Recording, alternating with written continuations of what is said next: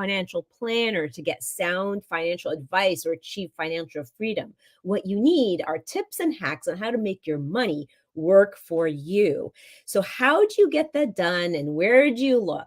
If you want to learn more about how to get your money working for you, how to achieve financial freedom and success, and have a healthy and a great financial future, you got to tune into this episode, because we're going to talk about all of that in just a minute.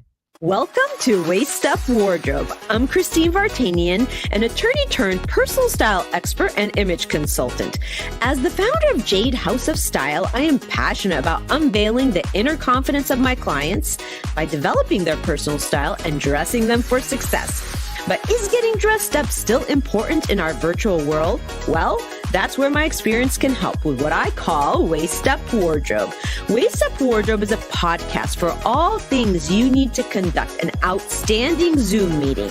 It's about how to dress for the camera, but it's not just about the clothes. It's about everything you need to know to show up on brand and professionally for the camera. Join me in the Waist Up Wardrobe studio to discuss how to navigate this virtual world and dominate from behind the desk. Well, hello, Waist Up Wardrobe Nation. It's wonderful to have you here for another episode of Waist Up Wardrobe. We're going to be talking about something that is relevant and important to everybody, whether you're in business or you're not in business, for yourself, but it's your financial freedom, your financial future. And today in the Waist Up Wardrobe studio, I have a very special guest who's going to be giving us all the tips and tricks of how to make your money work for you. But before I get started, I want to say thank you to my awesome producer, Rick Moscoso, who's always taking me up on my crazy ideas and always making this show run smoothly and making this production an awesome, outstanding production. So thank you, Rick, for being here. Thank you, Waist Up Wardrobe audience, for, jumping on live or even in the replay and trying and also and learning from what we've discovered on Waist Up Wardrobe and participating. We're on iTunes, and so you can listen to us if you don't have time to watch us. You can listen to us on iTunes. You can rate us and review us there if you'd like. We are also on YouTube, and we're here live every Thursday at 11:30, bringing you a new fresh show on how to show up on camera professionally and how to dominate as an entrepreneur in business. So without more talking, I'm going to introduce our guest by just bragging about him a little bit. Okay, Chris Miles is our guest today, and he is the cash flow expert and anti-financial advisor. He's a leading authority teaching entrepreneurs and professionals how to get their money working for them and doing it today, like pronto, immediately. He's an author, a podcast host of the Money Ripples podcast, and has been featured in U.S. News, CNN Money, Entrepreneurs on Fire, Bigger Pockets, and has had proven results to help his clients achieve financial freedom. So help me welcome Chris to the show. Hi, Chris. How are you? Hey, it's such a pleasure to be here today. Thank you for being here. And I'm really excited to dig deep into this topic because it's important for everybody at any age and any time, because the sooner you start planning this and thinking about it, the sooner you are on a path to being financially secure, wouldn't you say? Absolutely. Yeah. It's good. Well, and you mentioned financial future, which is interesting because that's what always the focus is. But whoever talks about the financial present, like how about like right now? How can we actually have freedom today versus waiting 30 or 40 years if you're lucky? Yeah, well, that's a really good point. I'm glad you brought that up, and we'll actually unpack that too. But before we get started, I always like to do a little bit of digging into who you are as a person. So I do these this or that questions. I'm going to ask you some questions, some random questions, and just we want a window into like who you are as an everyday guy. Okay. All right, sounds great. Okay, so if I were to ask you, do you prefer running or swimming? Which would you say? Running. I'm a marathoner. Oh, I think I know that about you, and that's hence the question. So tell us a little bit about that. Yeah, I mean, although I'm a little bit of a down part of my season right now where, I'm not running as fast as I was earlier this year, but I am running the New York Marathon here pretty soon. And I'm trying to get all 6 of my stars worldwide. So I've got Chicago done. Got New York, Boston's coming up, of course, and then still have Tokyo, London, and Berlin to do. Wow. Well, that's amazing. That's a great thing to look forward to. That kind of physical dominance, right? Yeah. Um, okay. Well, how about if I were to ask you your your taste in movies, comedies or mysteries? Oof, depends on my mood, but I'm gonna usually lean towards comedy. Yeah. And do you watch movies a lot? I do. I do. So you would say you're a movie buff, maybe? I'm a little bit of a movie buff, yeah. I mean, now granted, I'm not like the Roger Ebert of the world, right? But definitely, I do like watching the movies from time to time. Oh, well, good. I read that about you. So, one more thing here I'm going to ask. It's a question. It's going to sound random, but I know you'll be able to align it with what we're going to be with who you are. Okay. Mhm. Um, do you think people with more wisdom teeth are wiser? I am proof they are not. I've got 5 of my 6 wisdom teeth still left in my head, and, although, I've done okay for myself in life, I'll just tell you, whether I had 6 or 0, I don't think it makes a difference. Well, I intentionally asked the question because you had this thing about you said you had 5 wisdom teeth. I read somewhere, and I was thinking, it sounds like you were born with 6. Well, yeah. Unbeknownst to me, until I got to my adulthood, I go to the dentist and he said, "Hey, do you realize you have 2 extra wisdom teeth here? Now, instead of just the normal 4, you got 2 more up in the upper top part." Yeah. Which he just says, "It makes sense. You got a big mouth." So I can imagine that. But yeah, like I was completely shocked. They did remove one of them. They said, "Listen, it's not gonna be a problem, but it might be when you're 70. So let's just take one of these out right now." Yeah. Well, that's a very interesting, quirky thing that we got to learn about you. So thank you for sharing that. And I'm just going to dive into the questions because I'm personally very interested in this topic.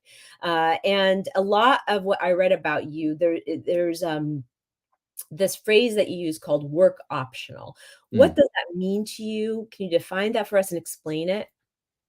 Yeah, it means you work because you want to, not because you have to. Because you have enough money coming in that pays the bills, and you really don't have to show up. And that's it's different because a lot of people talk about retirement, right? But there's really a growing trend that more and more people, kind of like myself, right? Even though I'm work optional and have been since I was 28 on and off, and again at 39, I did it twice. I'll tell you that for me, I can't just stop working or stop doing something. I have to have purpose and meaning in my life.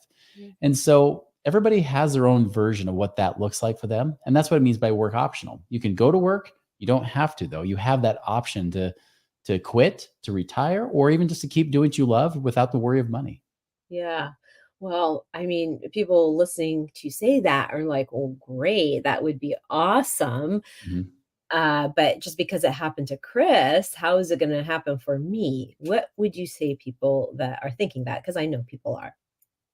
Yeah, I would say the same thing that I was thinking in my head in 2008. After I retired the first time in 2006, I came out of retirement to start a business, teach people how to get out of the rat race, right? Like Robert Kiyosaki teaches in Rich Dad, Poor Dad. And the thing is that happened to me though is that the recession hit and it hit hard in our business, the new business I started. Plus, it affected me on my personal life to the point I was over $1 million in debt. And I remember people even said, they're like, "Chris, I would love to hire you right now, but this recession's kicking my butt. I wish I had the money to pay you." And in the back of my mind, I thought, man, well, they're probably $1 million richer than I am because I'm $1 million more poor than the homeless guy on the street right now. So I would tell them verbally, I would say, "Well, if I can help you find the money, would you pay me?" And they said, "Yes." And that's what I did. I was teaching them how to be creative, how to find money that they didn't know was there, or how to be better, more efficient with it to allow it to, you know, essentially be in their life again, where they have more money each and every month. And that's where eventually that business started to take off from there. And I was able to become financially independent the second time. And it's not just true for helping them, but it's helped really many of our clients do the same thing that I've done, where they are work optional right now. That's amazing. That sounds like kind of a dream way to live your life, right? I Mhm. mean, and it gives people the opportunity to do what they love to do because they're no longer attached to, well, I got to make the money to support myself and my family. It's more about, I get to do what I love, and when the money comes, that's great. But it's not like I am forced to do it because of obligation, right? Well, Exactly. I think that's it's very interesting. And of course, what I'd love to learn is more of these kind of secrets that you have. And you do mention that there's several secrets to freeing up your cash today, right? And Mhm. I love your philosophy about the today versus the future because you kind of alerted to me that me to that at the beginning of the show. But as I read like what's in your background, live your life now, not tomorrow, it seems like it is sort of your philosophy. And so can you give us some secrets to freeing up that cash that you say is, that you found to work? Yeah, I'll start with the most basic and easy to get going, right? Because the first thing you need to do is start tracking your money. Track your money, not just monthly and or never, but track it even weekly. A Mhm. great way to do that is you can use a tool called Mint. Mint.com. You can go there. There's also an app you can download. But Mint actually allows you to categorize and help you download all these bank transactions that you have, categorize them, see how much money you're actually spending. Because the one mistake people are making, they always are told by financial judgmental experts, they say, hey, you need to go budget and you need to make your life suck. You need to make, live on rice and beans for the rest of your life so that someday you might have something. Yeah. And you don't have to do that. You really, it's just about tracking your money and naturally just watching your money. Whatever you watch, whatever you measure will improve. Just like whatever you ignore leaves you.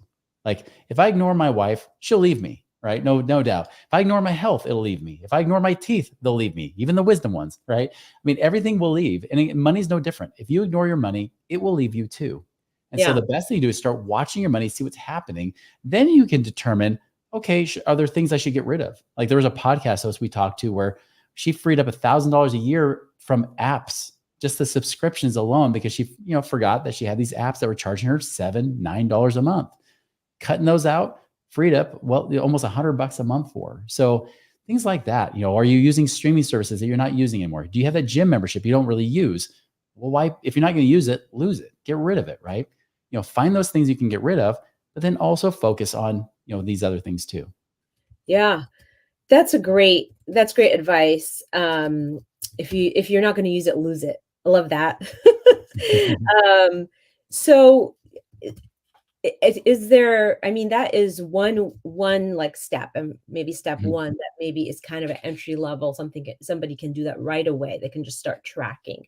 Yep. Talk about Mint a little bit. Is it a hard program to use, or how does that work?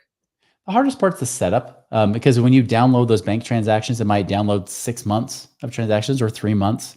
So, it's if you can go back and start categorizing all those different transactions, that's great. But if it's overwhelming for you, then just start from day one. Just do this month only, right? And just start to catch up and track from that point forward. I really recommend before you try to worry about, I don't even call them budgets, I call them spending plans. Because the truth is, money is meant to be spent, even if you spend it into a savings account. So Mm. create those spending plans, but don't worry about the numbers until you've done this for at least 3 to 6 months to really see a trend or a pattern. Then you Mhm. can figure out, okay, what's really the amount I should be spending in each of these categories. Yeah, that's great. I like to call them money buckets or money bags. Like Yeah. one of the things I do is I earmark sums of money and I put them in different buckets or bags, money bags, so Mhm. that if I spend a certain if I spent it all on like advertising, then that's it. That's all I'm gonna get to use for that month or whatever, right? So Right. is that do you have anything similar to that that you devise or advise people to do? Yeah, absolutely. It's kind of like that profit first mentality, right? Very similar. Yeah, it's really about creating those buckets, and you can make it as complex or as simple as you want. The important thing is do it with your own flavor, because the problem is you get so many experts that will just tell you, "Hey, you should do it this way. My way is the right way." Well, the truth is people's brains work differently, and so some people Mint may not work. You might be the person that just needs to pull out a horrible Excel spreadsheet that drive me nuts, but Yeah. for you, it might be the thing you're like, "Yeah, but I see it the way I like to see it." Great. Yes. Whatever works, do that. Yes, well, I can totally relate to that because I did something similar early this year. I pulled all my bank statements and I used different color highlighters for different categories. I have Yeah. like this massive pile of paper And like, all the different categories are highlighted differently because I had certain categories I wanted to like track, right? So I totally understand. Everybody's brain works differently, and I like to color code things. So that's what I did. Christine, you even make paper look good. That's sad. I know, that's the thing. I'm a stylist. That's what I do, right? Exactly. I mean, you know what I do, right? I'm a stylist. I Mhm. style everything for people. I always say, you have to live, like you said, you have to put your flavor in it. So flavor is just like style and it's just like brand, right? What is your brand? What is your flavor? What's the thing that makes you you, right? Your signature. So I Right. completely resonate with what you're saying. So why do you call yourself the anti-financial advisor? Oh, because financial advisors suck. I'm just kidding. No, I mean, really, they kind of do. But the reason is this: is that I used to be one, right? Mm, And to go back, I mean, when I was raised with a very middle class family. My dad was a hard worker. My mom was a oil painter, like trained by the same master painter that trained Bob Ross. And mm, so my parents taught me good values of work hard, your word is your bond, and follow your passions and your dreams. But the one thing they didn't really do well was money, and that was always a scarce conversation. It was always about how we never had enough of it, right? mm. We can't afford this. What do you think I am, made of money? Money doesn't grow on trees, those kind of phrases I hear growing up all the time. Yeah. And so I vowed as a kid never to become like that. And so when I was in college, I was actually a sociology major with a triple minor in psychology, Japanese, and ballroom dancing. A little known fact, I was one of the nation's top amateur ballroom dancers. And so I Aw. was doing that for a while, but I was going to become a business consultant. But I figured if I'm going to do that, I should have real life business experience. Mhm. So I took a break from college. I decided to find some business to do. And the first one that came up was being a financial advisor, not realizing it was so easy to become a financial advisor because you just have to pass a test and not be a criminal. And that's it. So I became a financial advisor with not really any financial experience, but started to love it. Did that for years. Actually stayed dropped out of college and never went back. Mm. And several years in, my dad reached out to me. He said, Chris, when are you going to become my financial advisor? Now, I never thought this would ever happen because one, he changed my diapers. And then two, the thing with him is that he was always he always held his cards close to his chest. He didn't like sharing about his money at all. He didn't want anybody to know he had anything. In fact, he was so darn cheap that when he would go to Chinese restaurants, if he got bad service, he wouldn't not just tip the waitress, he would actually steal salt and pepper shakers and take them home. That's the kind of guy he was. He's that cheap, right? So I sit down with him for the first time to look at his finances. And he said, I'm 61 years old. I want to retire. I want to be done with this. This job is literally killing me. He'd already had strokes and heart attacks by his 40s and 50s. And so I looked at his money and he had paid off all his debt. He was totally debt free. He even like stuffed his 401k just like every good boy and girl should, right? But when I looked at it, I said, Dad, here's the deal. If you want to retire today, you better hope you die in 5 years because that's when you'll run out of money. Okay, Mm, Chris, that's not what I want to hear. You're supposed to tell me how I can retire. What do I do? I don't know. You did everything right, according to mm, what a financial advisor teaches. mm. And so it bugged me. And really, he was just at a loss. And I said, well, I can't put you in this different stuff because if I put you in the stock market, what if it goes down? I can't guarantee you. You're my father. I care about you. I don't want to just gamble your money away. Right. And so a few weeks later, I was talking with a friend who I trained to be a financial advisor, but then went to go do this thing called real estate investing.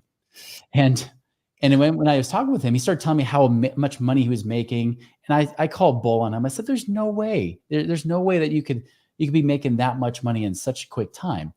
And he finally just stopped me. He said, "Chris, how many of your clients are really financially free where they don't worry about money?" And I said, "Well, even the retired ones worry about money because they worry that they'll outlive their money." Said, Mhm. well, there's problem number one. Well, how about this? How many of you guys as financial advisors are financially free, not off the commissions you're earning, but actually doing these investments? Because if anybody has it figured out, shouldn't it be you?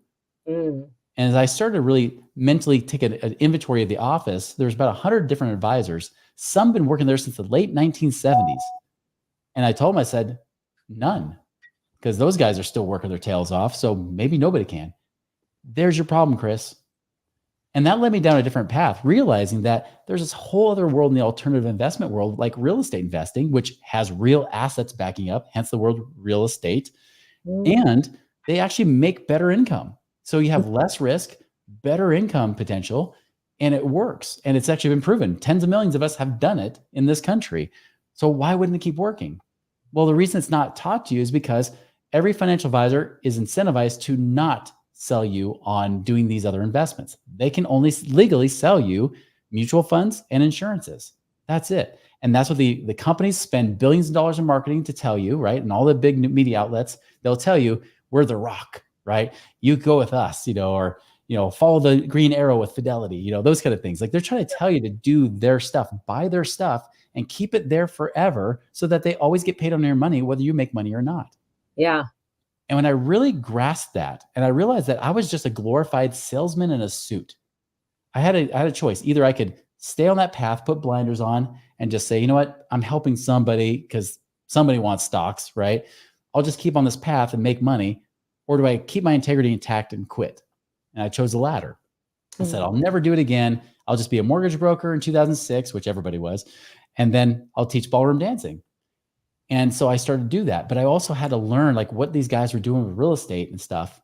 Even on the passive side, like how could I lend my money and get paid on it? And when I started really learn about that world, I realized, wait, this is easier than I thought. And even to the point where later that next year, I was actually able to retire myself when I was 28, almost 29 years old.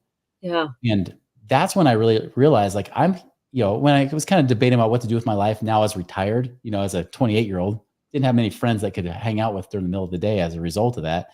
I'm like, what do I do with my life? And naturally people always ask me how you did it. Like, how do you do it? Like, how can I do it too?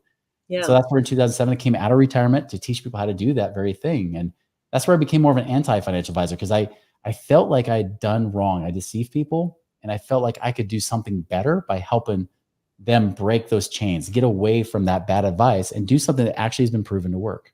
Yeah. So you basically were like, there are better options out there, but as a financial advisor, they're limited to what they can sell actually. So Yeah. that's why you use the anti-financial advisor term, right? Not that Exactly. that stuff doesn't yield you anything, but that there's better options out there to do it better, right? Am I articulating that like you meant it?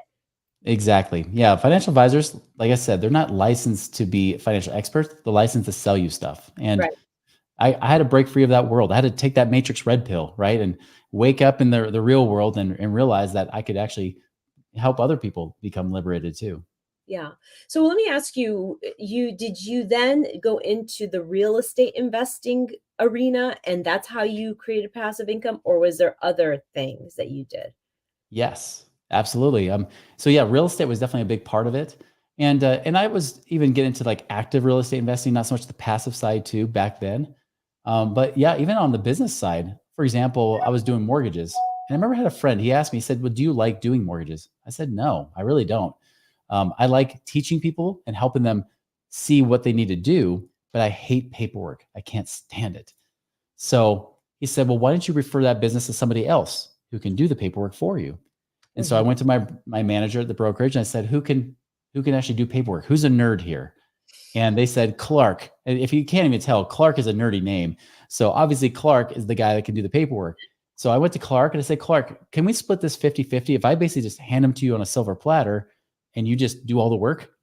And he said, yes, because I don't want to have to go find clients. If you can bring the clients to me, I'll do all the work. So we did. We split it 50-50. I'd spend a half an hour with somebody and then I'd get a check for 1,000 or 2,000 bucks in the mail, which blew my mind because before as a financial advisor, I might work a good solid week plus trying to make that kind of money. And here I'm working like a half hour. And Yeah. so I started realizing I could do that with other people. I can connect people to people that I can't do the thing, but somebody else can. So even like a wholesale jeweler in Salt Lake City, I actually started referring people there because I bought my wedding ring for a third of the cost that I would buy it at a typical mall. And Yeah. so I connect them with that jeweler and then even ask the jeweler, hey, do you have a referral program? I do. It's 5%. Great. And so I get these checks occasionally from them in the mail. And pretty soon between the real estate and then even like some money coming in from these other, this really just talking to friends and family, not even in business, I had about $5,000 a month coming in that really got me to the point where I didn't even have to work anymore. Yeah. Well, it's a lot like, I mean, affiliate, being an affiliate for somebody, but Mhm. you're getting sort of a referral gift. I do that for client. I do that for people too. If somebody referred me somebody, I give them a 20% gift. And I Yeah. treat that like a thank you for thinking thinking of me for the work, right? So Right. I don't even, you know, I don't even think, I think that's like a good thing to do, and everybody wins, right? Win, win, win, and that's sort of the That's idea. right. That's interesting. So but you have invested in a real estate to create Mhm. passive income, yes? Yeah. Yep. So that's interesting because to me, I mean, that always was something that like generations like my parents and people in that generation, that was sort of their thing, right? If they could invest in real estate, they did, and it really was fruitful for them. But you're saying it's still it's a good way to go because, people Mhm. say, "Well, that's kind of a thing of the past," but you agree that it is still very sound to do that. Is that correct? Absolutely. And there's so many ways that you can invest in real estate that I never knew was possible. Okay. Because, most people, when they think about real estate, they think about buying that house in their backyard, right? In the same town that they're in, and they're going to be the property manager. So they really just bought themselves a part-time job. That's not passive, right? That's really working in another job. Yes, it could be great, it could be lucrative, but don't fool yourself that that's ever passive. What I learned though is that if I want to buy a property, I don't have to buy it in my own town. In fact, really, I'm in the western half of the United States. Everything here, real estate wise, sucks, right? Mhm, But out east, like in the southeast or the Midwest, there's great deals out there. I can mhm. make much more money, buy a cheaper home, and still make great rent profits. And I don't have to manage the property. And Yeah. so I find a company like a turnkey real estate company, as they're called. I find a turnkey real estate company who says, we'll find you the property. We'll even know how much cash flow and profit you'll make when you have it rented. So you can even know ahead of time what your money you're going to make on it. And then they go and manage the property for you after you buy it. And Yeah. they handle all the tenants, the toilets, and the trash, right? Yeah. Yeah. No, that's really good. It's a good reminder that, investing in real estate is an oldie, but it's a goodie. It's like solid, right? But what happens when like you have to be able to weather the storm of like a dip, like a problem in the market, in the real estate market, right? So you have to be able, Mhm. you're basically investing in these properties to keep them until until it's wise to exit from them. Is that right?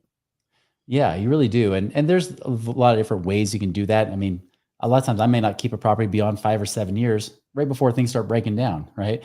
Yeah. And then just turn around and buy another one with the equity that's built up in it. But there's a lot of ways to do it. But you're right, because you got to be careful. Because I had a client in California, for example, where, he had this first rental property. He was very proud of it. He was making a net of $200 a month. Now it had 700,000 of equity in it. And of course, anything in the western half of the United States, like I said, is horrible. California is definitely that case. And I told him, I said, listen, we could sell your property. You could take that 700,000, even if you made 10% in other properties over here, you would still make 70,000 a year versus 2,400 a year. He's like, yeah, but Chris, when I pay off this mortgage though, in 6 years, it'll be 2,200 a month. I said, did you just hear what I said? 70,000 a year, even 2,200 a month. You have to wait 6 years to get there when you pay off that mortgage, but still you could have almost 6,000 a month instead of 2,400 a month. And that's today, right? Yeah. Live your life now, not tomorrow. And Correct. he was so stuck in that Dave Ramsey type mentality. And so once I got him to see the vision, it took a couple of years to convince him. He finally saw it. He went and bought a bunch of properties like in the Southeast. He just sent me an email a couple months ago saying, Chris, I'm so glad you got me to do that. I'm now making 8,500 a month. That's over 100 grand a year I'm making on these properties. Now I see it like Yeah. this. Now I get the vision. Yeah. That's the big thing that you have to understand, is that there's a lot of ways to do this. And that's just, remember, owning properties. You don't even have to own a property. Because, for example, I just got paid 15% by lending my money to a real estate investor, because you could become the bank where you get paid a contractual return with those people. So you are completely hands off, way more passive than even owning a turnkey property. And you can be hands off, letting them do the work. Now, you have to trust who you're investing with. The who is almost more important than the what you're investing in, because Yeah. the person, you got to be able to trust them. You got to make sure they have good integrity. That's what I've spent really the last 15 plus years doing, is building that network of people, investors that I trust, that I can put money with, and even my own clients too. And so same thing, right? So I can put my money with them, making 10, 12, 15% a year on that money. I can put my money in funds. So like, but these are not like mutual funds. These are where the investor pools a lot of people's money together and buys several different real estate projects. So now you're more diversified that way instead of just in one deal. So Yeah. yes, you can invest in one deal and have ownership in it, but you could also be more diversified. You can Yeah. even do things with oil and gas, like where you can get paid the rent on the land and get paid royalties when they do the drilling, and even raw land. Like that's going back to like our ancestors, right? Where they were buying raw land, but there's a lot of people, especially post 2020, that want raw land. They want recreational land or land just to get away. To say, "Ah, finally, a place I can go where I don't have to wear a mask," right? That kind of thing. And there's people buying that, and they could pay us $200-300 a month for a property that we only paid $8,000 for, but turn around sold to them for 15 or 20 grand. And then they pay us back like we're the bank, where they're paying us mortgage payments. For example, I mean, in that partnership that I did, I'm not doing any of the investing. I have partners that are doing all the work. I'm just the one that's financing it. But I invested $250,000 in that partnership, and now it's making me about $7,600 a month. So there's when you realize that, like, man, that's so much better than if I take in $250,000, had it with a financial advisor. A financial advisor, if you're trying to retire with $250,000, it's going to up to date financial advisor will say pull out 3% a year. Do the math. $250,000 at 3% is $7,500 a year. That's like $600 a month. Yeah. That's nothing. Yeah. I'm actually making $7,600 a month instead, right? So it's a much better life when you do it this way. Yeah. But it's like you don't know what you don't know, right? You need to That's right. be hearing somebody like you speaking and really know where to get the advice from and then do it, right? And then so how risky does it feel? Like when you set out the first time when you quit your job and you had built that wealth, how risky did it feel? How much fear was in there? Was there any, or did you is that like a personality thing? Or because like you described your dad as somebody who's very careful, right? He Mhm. was very careful. And then it sounds like you were kind of the opposite, but I'm just kind of inferring here. So tell me about that. Does it depend on people's personalities, what they can and cannot do? Is there risk, a fear or a fear that goes into that when There's you're always risk. I mean, no matter how good something can be, there's always risk, right? I mean, heck, even your bank savings, as we found out last March, could be at risk, like Silicon Valley Bank. So there's always risk. What I learned, because in my late 20s, I was still cautious, but I was also like the greed bug would hit me. I was like, oh my goodness, look how much more money I can make doing this than doing stuff with a financial advisor or being the financial advisor. But after the last recession, I get my butt kicked where I went from, like I said, millionaire to upside down millionaire, where I was over $1 million in debt and had to dig out of that hole with no bankruptcy, no money, no credit, but just work my way out of it. It took me until 2016 to finally get to the point where I was once again work optional, where I had enough passive income coming in from all my real estate investments to actually cover my expenses for my house. And by the way, by that time, I went from, the first time I retired, one and a half, almost two kids to 8 children because I got remarried with a wife that had 2 kids from her previous marriage. I had 6. So we had 8 children. So I didn't need 3,500 a month to live on anymore. I needed like 10,000 a month the second time around. So it was a little bit more of an uphill battle, but I got there. yeah, And I got a lot more cautious. In fact, it's kind of that whole Ronald Reagan philosophy of trust but verify. It's yeah, very much like that for me. And that's where I learned it's really about who you put your money with, especially if you're putting your money with somebody else. Now, if I buy a property, I have to trust the property manager. I got to make sure I have a good quality property manager or they can create headaches for me. Now, granted, I still own the property. I can call the shots. I'm 100% owner. yeah, But still, I want to make sure I have a good property manager because I don't want to have to deal with the drama, right? yeah, Same thing on these other investments. If somebody else is taking my money and doing stuff with it, I want to make sure they're doing the right thing.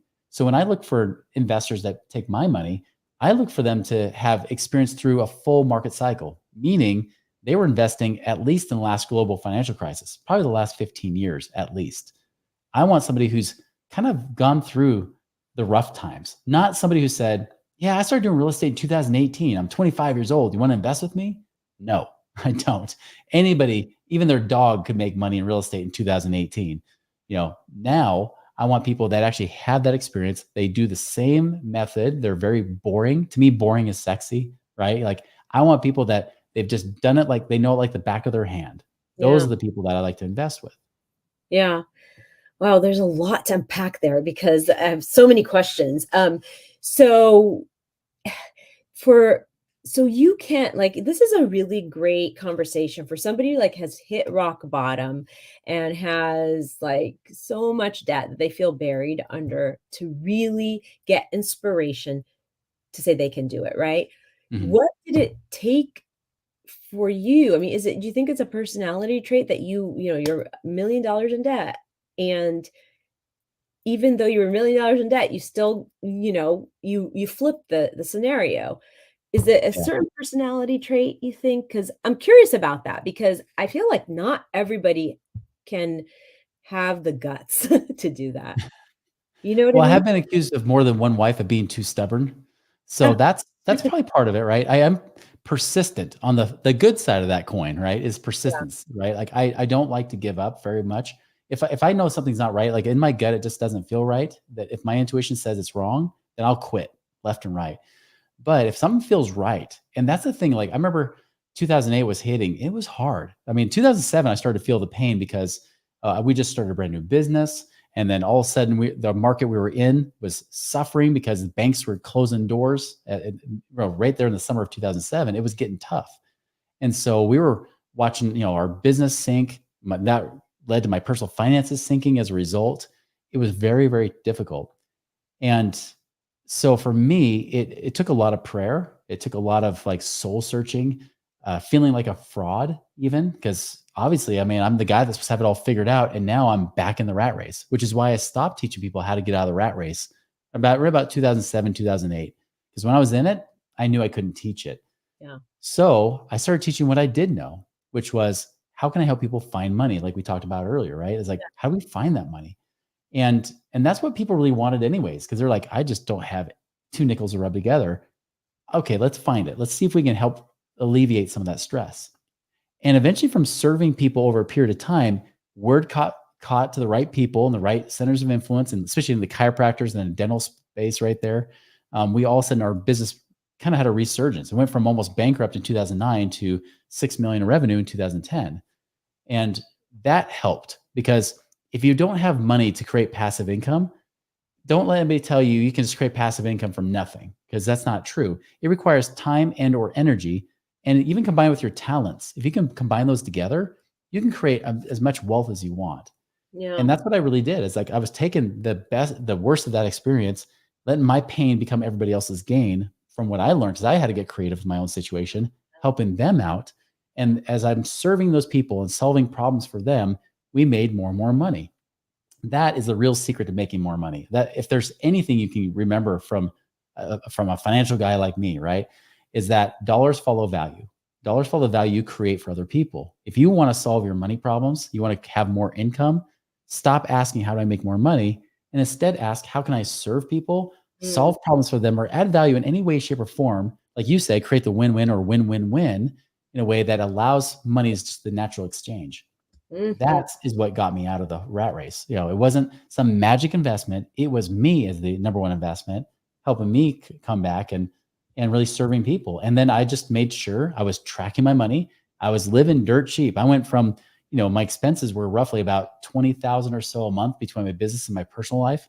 And then by the time I was really getting pretty pretty lean and mean, I was down to like 4 or $5,000 a month. So I mean, I was trying to do everything I could to help pay off that debt, pay that money back, and then start to build up savings again so then I could start investing and doing that. yeah. Wow, okay, so there's sacrifice there, right? There's definitely Absolutely. make choices and there's sacrifice. It wasn't like, "Oh, yeah, I found all this money to make," right? So Uh-huh. that's good. Do you think that having, being because you mentioned circle of influence or people of influence in your life, do you feel Mhm. like you need to have the connections, the contacts to be able to do that? Yeah, I'll tell you, like they always tell you, like the cliche, your network is your net worth. That's true. Part of the problem why we suffered for so long is that we didn't really have a lot of great connections or abundant connections there. And maybe we did. The hard thing is when you're going through a hard time personally, you tend to go inward, right? And if there's anything I learned from that is the worst thing you can do is suffer in silence and Mm, not ask for help or not even just to open up, even if it's just a select few, because you don't open up to the world. We don't need to hear your dirty laundry. But those people that you can trust, that will be in your corner no matter what. Mhm. That's important. Like, I know with my ex-wife, like, it was hard for her because, she felt alone, and I did too because she didn't have enough energy to cheerlead me on, so I felt alone, right? But again, I was suffering in silence because I didn't want my problems to weigh people down. I didn't Mm, wanna be the negative Nancy, right? mm. So, or I guess I'm a guy, so I guess I wouldn't be a Nancy. Negative Nelly, or I don't know. But anyways, I didn't wanna be that negative person that bring people down. When I went through my divorce in 2015, I kinda went through my own low again, emotionally speaking. The Yeah. difference was that I actually reached out to close friends, and I Mm, shared what was going on. I didn't try to, like, just vomit on them necessarily, although sometimes that did happen. But I did try to help move past it to a solution, and I think that's important is that no matter what you're struggling with, and I know there's a lot of people right now that are going through seasons of change right now, not just because it's fall, right? I mean, there's life changes that we go through, and you feel like there's things you have to release. yeah. And sometimes it takes a really hard experience to learn what you need to release in your life to allow something better to come in. And that's what happened. Like with my divorce, when I started reaching out to people, I know that I started making better connections. And even though I trimmed all the fat in my business now, Money Ripples, because I'd launched that back in 2012. I started trimming the fat there, trimming the fat in my life. And then the next thing you know, I was open to receiving more. And that's where I think that I attribute a lot of that getting, really getting down to the essential necessities and what's most important, those priorities in life. That's what allowed me to take off and very on an exponential basis, able to get myself free again by the end of 2016. Yeah. So the people you know is important because that's where you find your opportunities too, and your connections and your investors, perhaps, or people that can lead you to the next investor, right? Well, interesting, really interesting. You talk about something called infinite banking. Have Mhm. we touched on that yet? What is infinite banking? Yeah, to put it simply, it's a supercharged tax-free savings account that you can use to get your money to pay you twice. Well, So it's a strategy. okay. It's pretty cool. I mean, now what you use, the tool you use is actually the most unsexiest thing ever. But then again, I say boring is sexy. At least that's what my wife tells me. So that is she talking about me? Whatever. Anyways, so with this, I mean, you're using like whole life insurance, which is different than just your death insurance, term insurance, Uh-huh. because it has death benefit, but it also has this tax-free savings account inside of it. And the problem is, if you go to your typical Jake and State Farm that wears his khaki pants and polo shirts and stuff, he's not going to know how to do this. This is something that insurance companies don't teach their insurance agents to do, because what it requires you to do as an insurance agent is cut your commissions down to the minimal amount possible. Yeah. And that what that does is it actually lowers the cost down, so you allow your money to grow faster inside this tax-free account. And the cool thing with this tax-free account is that you can use it to invest or use for whatever you want. You can put it into your business if you're a business owner, use it in your business to build it and grow it, and then write off the interest. You can use it in investing. You can even use the blow in Vegas, even though I don't recommend that. Right? You Mhm. can use it for whatever. And the great thing is when you access the money, one of the options is you can borrow from the insurance company. So you can let your money grow in there 5, 6% tax free and get a line of credit against it from the insurance company that charges you low interest, much lower than the banks. Loan it out, use that to invest, generate income there while you're also making net higher interest over here. So you make interest from the insurance company that's bigger than the interest you pay them, and you're making money on the investment. So you actually double dip. It's even better than using a normal savings account where you just pull it out. It doesn't make any money anymore because it's gone out of the account. But yeah, you make that one place in the investment, but it's only one place you make money. Here, you Yeah. can actually make money in two places at once. Wow, infinite banking. That's really cool. Is that a term you came up with? No, it's actually a guy back in the 1980s. Yeah. Nelson Nash, he's since passed away, came up with it. Okay. We kind of rephrased it to be more like max ROI, like max return infinite banking or no BS infinite banking. Because sadly, even those that teach about infinite banking now, they always teach about being like this someday thing. Like this is going to be your retirement down the road. But we've learned, yeah, you could do that. And that's great. It could be like a Roth IRA for you, but less rules. Or we can use that money to make money for us now, which isn't the most popular thing for insurance agents because it requires them to cut back their commissions. And that's all the way they make money. Where we make money because we already make money from our investments. So Yeah. we teach our clients how to not only use that as a tax-free savings account, but then use it to put it into investments to get paid twice. And it actually gets them to be free faster than just doing the investments by itself. Yeah. No, that's really, really good advice. And when you say like the tool of like whole life insurance, do you mean like you take the life insurance on your life for the benefit of somebody else? Is that, yeah. Yeah, you get it on yourself, and see, you can not only just buy a policy on yourself that if you were to pass away, it does pay your family tax free, but you could also buy policies on your spouse. You can buy policies on your kids. We have a lot of people that are actually getting rid of their college 529 plans right now because the stock market, if it goes down, like imagine your seniors in high school right now. I've got one. I've got another kid that's 19. I got 6 teenagers. But imagine if you had that senior in high school that all of a sudden the market drops the next year right before they go to college. If that happens, you might go from, bless you, you might go from saving 4 years of tuition down to 3 because the stock market took it all away. Plus, if your kid gets a full ride scholarship, now you got this money that you have to use for college, or they're going to penalize you for touching your money, even though you don't need it anymore, right? Especially if they don't go to college. So this is much more flexible. There's no dumb rules about that. And they can still use that money to do other stuff. Like I've got a guy a veterinarian in the Midwest where he actually bought a policy on both of his sons. And he's financing it. So the kids don't own it. It's not their money at all. It's their dad's money. He could turn it over to them later down the road if he chose to.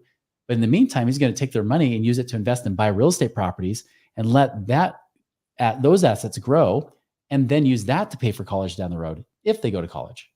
But The wait, crazy, yeah, yeah, can you take a life insurance policy out on somebody else's life? Like you could do that on mhm. your child's life?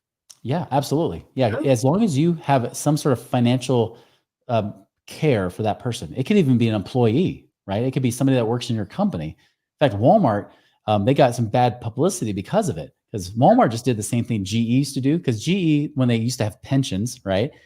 GE used to buy life insurance on their employees, and then they would pay them their pension. But then when they died, the death benefit would go and pay GE to refund the pension fund, and they can keep doing it with all their employees.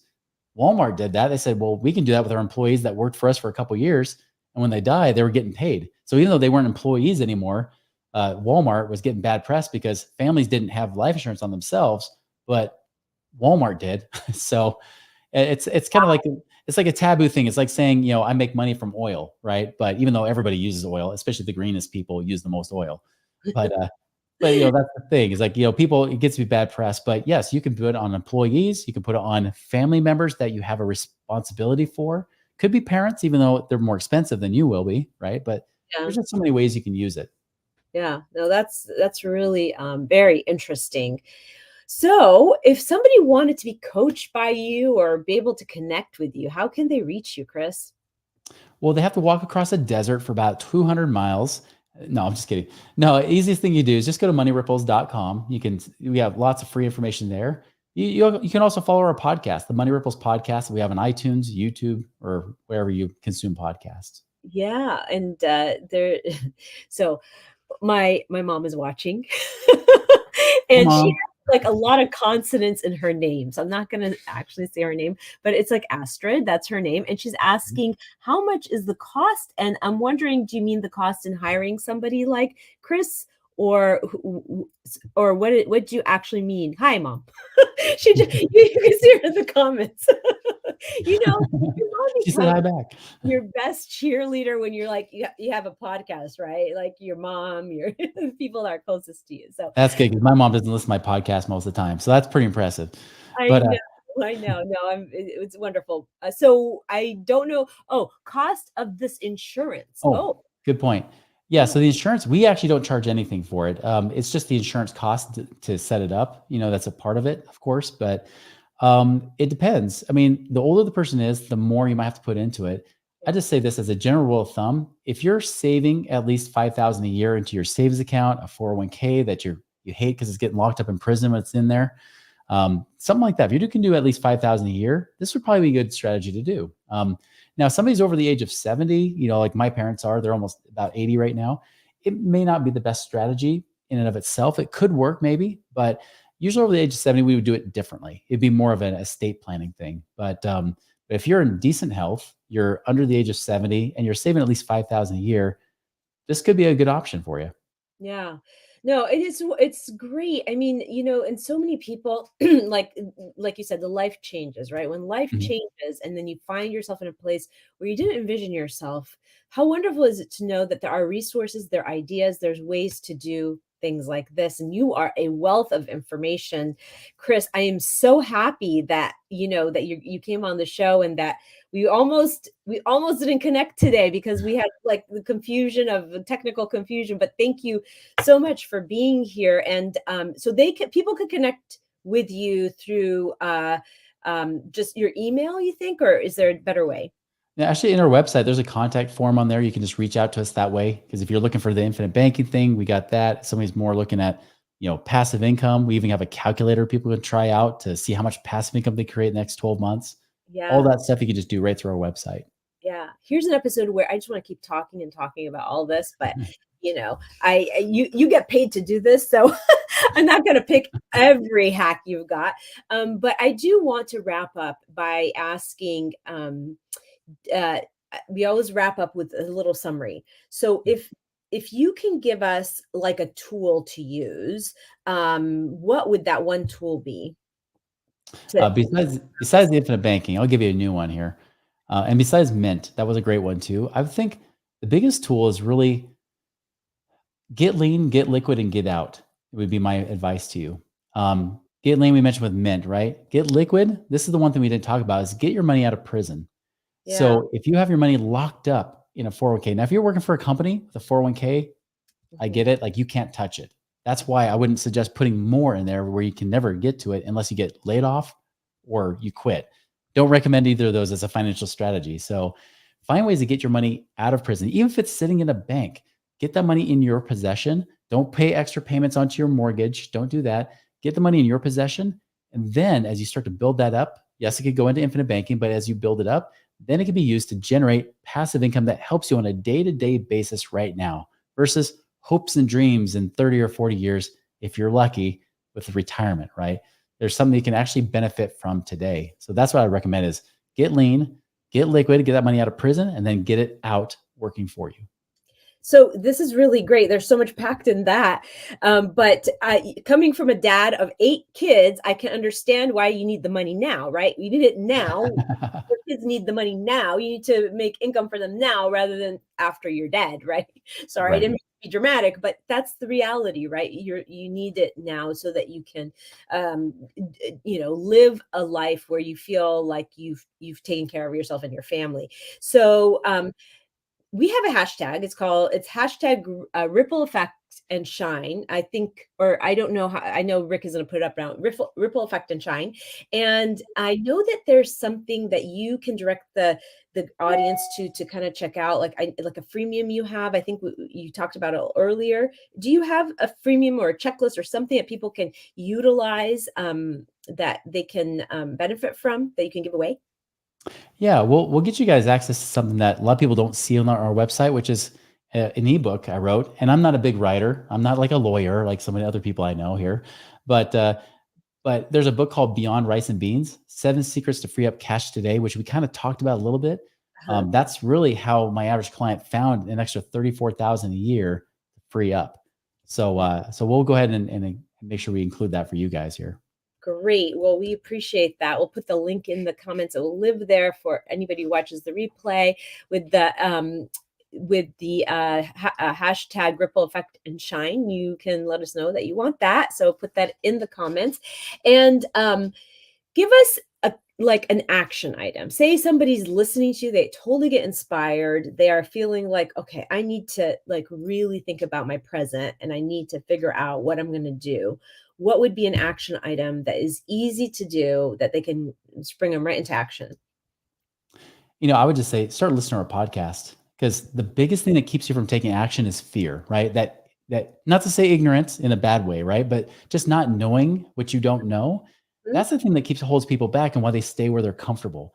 And mhm. I'm telling you, if you stay where you're comfortable, you're going to live an uncomfortable life later on. It's a little uncomfortable now, but it can lead to a much more comfortable life later if you do it the right way. So I would just say, follow our podcast, Money Ripples podcast, and just take whatever free value you can from our site. Okay, amazing. And we talked about tools, talked about action item, there's one takeaway for the audience takeaway today, what would that be? There's hope. Really, there is hope, you know? For example, I mean, my company's called Money Ripples. It's that ripple effect, right? That we want people to have because as you're blessed financially, you have a greater capacity to bless the lives of those around you.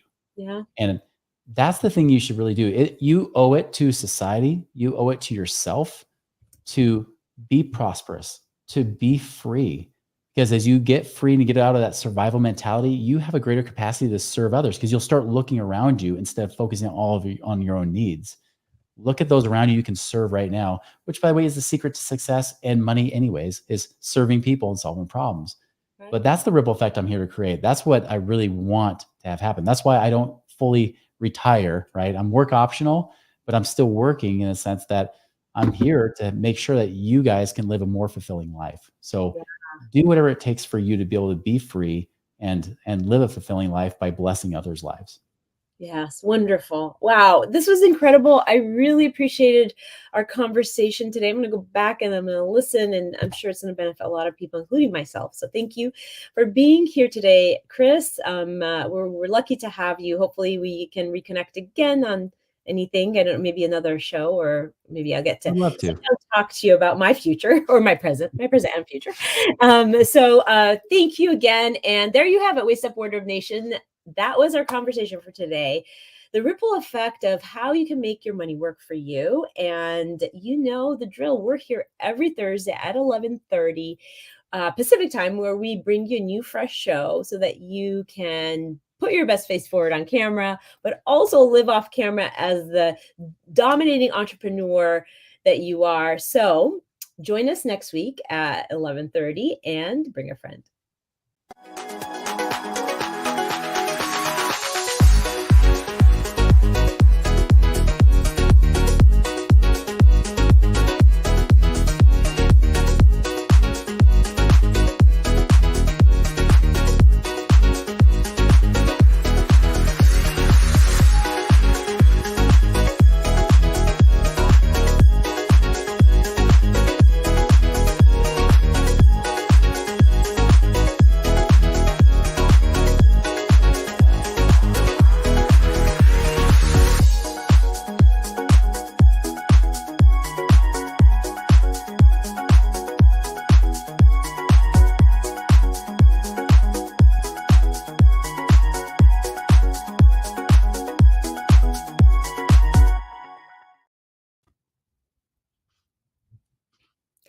I'm so happy you stayed on.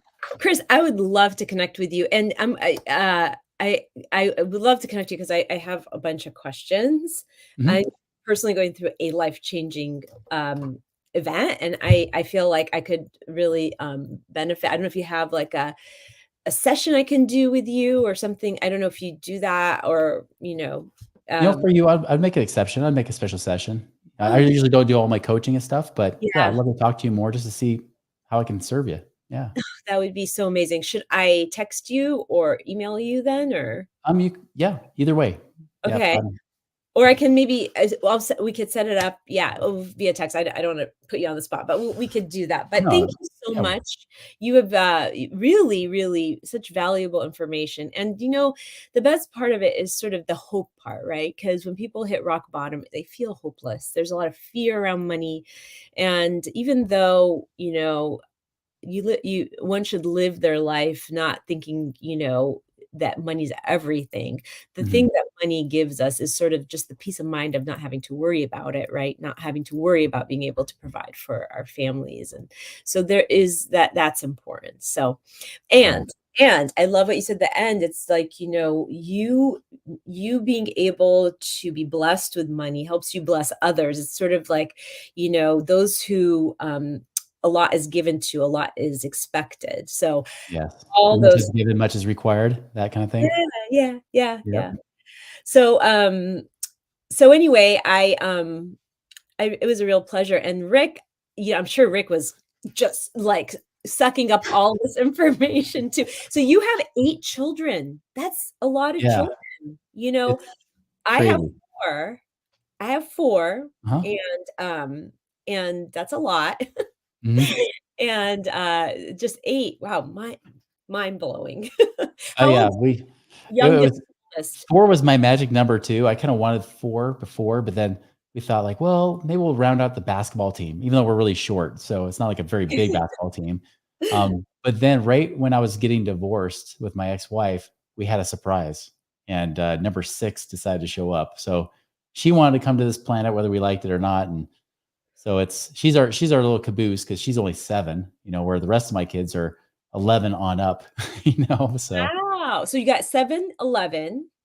and then 13, 14, 15, 16, 17, 19.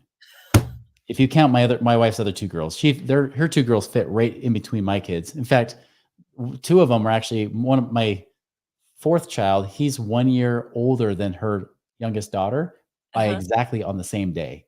Oh my So they share gosh. the same birthday and everything. So we just have a group birthday party, and she even has a cousin that has the same birthday as my son, like same day, year, everything. So we're just like, let's just have a triple birthday party, get it all done with. Yeah. It's Are kind of you in fun. Washington State? My mom does. I grew up in Oregon. I live in Utah now. Oh, you're in Utah now. Yeah. Okay. I wasn't sure. I thought I was looking at your, The area area code. code.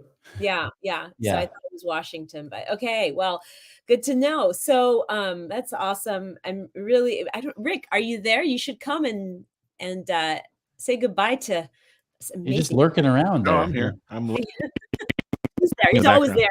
there. He's always there. Great Oh, show, yeah, huh, Rick? yeah. No, yeah, great information. That's awesome. That's awesome. Yeah. Well, I figured I had to make up for it since had that stressful moment right there before the show got started.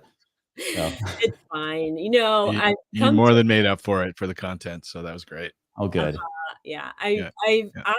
I used to be stressed about this stuff, but then I Mhm. realized perspective is really important because there's so many other things to stress over. So it was So like, true. okay, well, we'll get him here. If he doesn't show up today, we'll get him another day. Yeah. So, but thank you for being Awesome. here and thank you for connecting. And I will be contacting you, Chris. So thank you. Absolutely. Look All right. forward to it. Okay. Bye. All right. Bye. Thanks, Chris. So, Rick, we need to Yeah. do the speedy recap really quick because I have to jump as Okay, let it always. rip. I know I have to remember what I have to do. Okay, hold on. Let's see.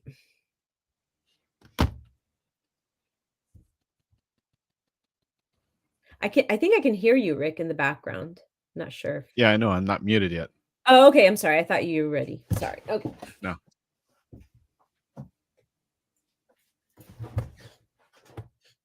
Ready? I'm gonna be in a second, but you can mute yourself. Yeah. Okay.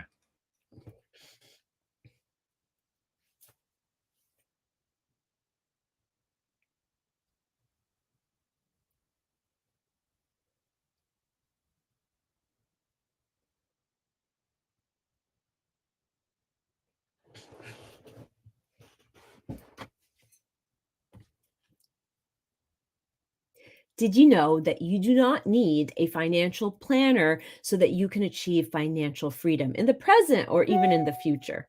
Did you hear that ringing in my computer? I did. So the thing All is, show. I turned off focus. I did it, and while we were on, Yeah. Yeah, it and was it's ringing still throughout the it's show. still ringing. It's like, do not disturb. It's on. Okay, let me try it again. Okay.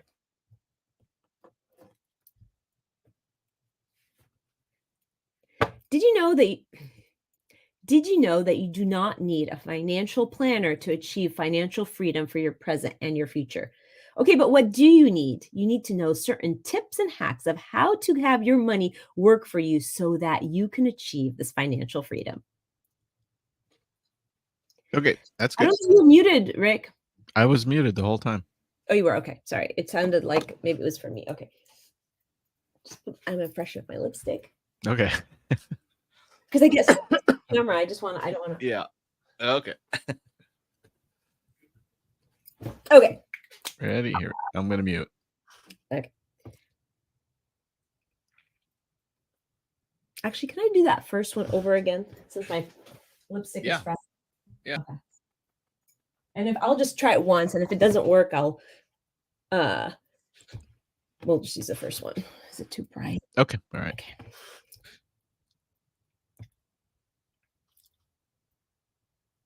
Did you know that you do not need a financial advisor? Did you know that you did not? So much for once.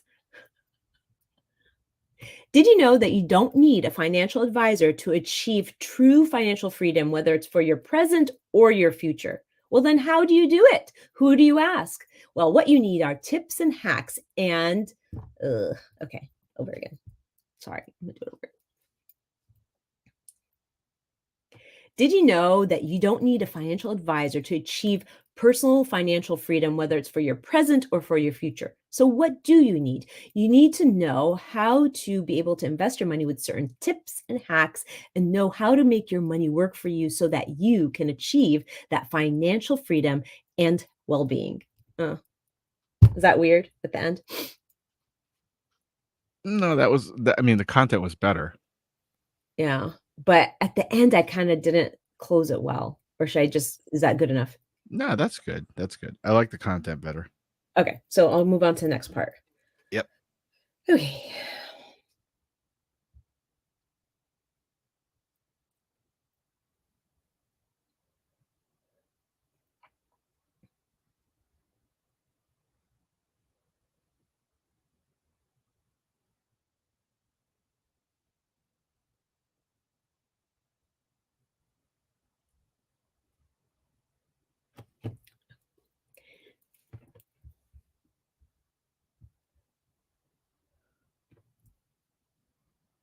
In episode 150 of Waist Up Wardrobe, the ripple effect of passive income, the main takeaway was this: get it,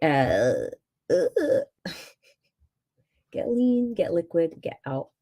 Get lean, get liquid.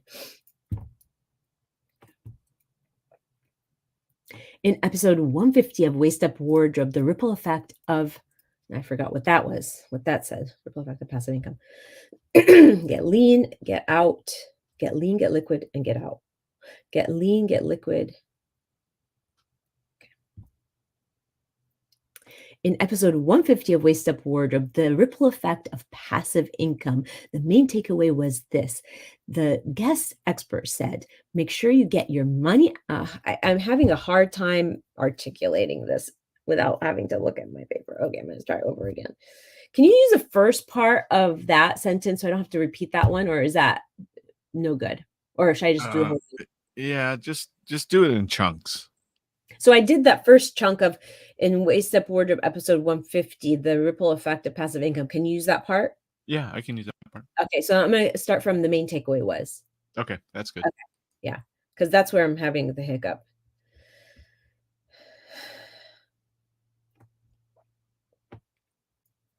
The main takeaway, the main takeaway was get lean, get liquid, and get your money out of prison so that you can get it out there to work for you.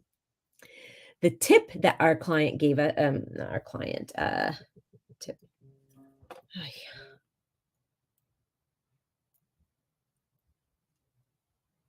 Tip.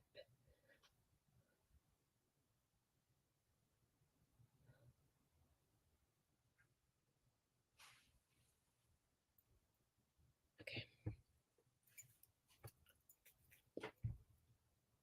The tip that our guest gave us was don't suffer in silence. If you need to understand how to do this, then reach out to the people that you. I'm going to start over again. One of the tips that our guest gave us was don't suffer in silence. If you're in a downturn, if you're having a hard time, reach out to the people that you know that you trust and talk to them. Try to make connections so that you can figure out who can help you get there and how you're going to be able to use your relationships and your network to grow your wealth. Okay, that's good. Wait, I have two more things to add. I have to do the Yeah, action I know. item. I know. Yeah. Action item and tool.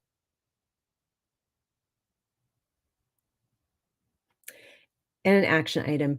Our guest suggested a program called Mint so that you can get started trying to figure out how to get lean. It is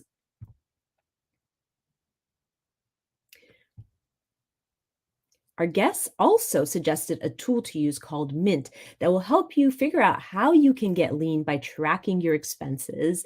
And finally, the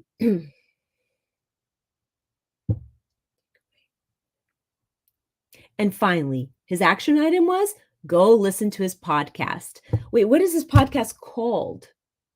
Is it Money Ripples? Money Ripples podcast. Here, let me look. Hang on, I might be able to. Let me look.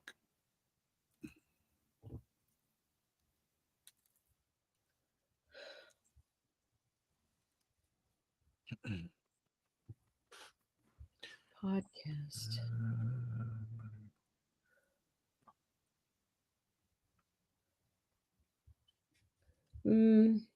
Let's see. Moneyripples.com, or is that podcast? There it is. I see It podcast. is. Let's see. Oh, wait, you know what? I have it somewhere. It's a podcast called, wait, what? I see it. Is it? Money It's Ripples. not. Huh? I think it's Money Ripples. Well, it's his site is moneyripples.com, and he's got the podcast link up there.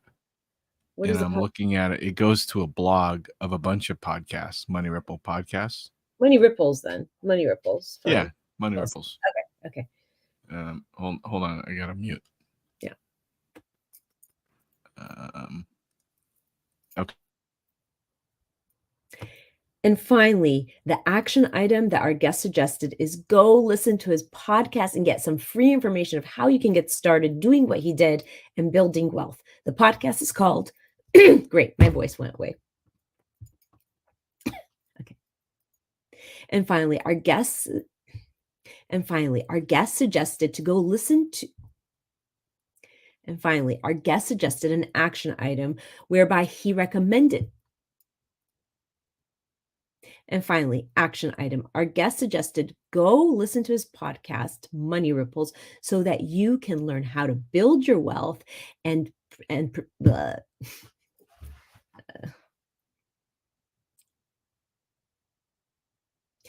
finally, action item. Our guest suggested go listen to his podcast, Money Ripples, because you're going to get a lot of free information to teach you how to get to that financial freedom.